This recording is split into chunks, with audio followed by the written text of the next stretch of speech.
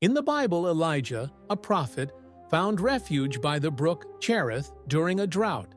This mountain stream, though small, sustained him with water and food brought by ravens. As the brook dried, God led Elijah to a widow in Zarephath, where a miracle of unending flour and oil occurred. This story illustrates how even the smallest streams can support life, symbolizing God's provision in unexpected ways.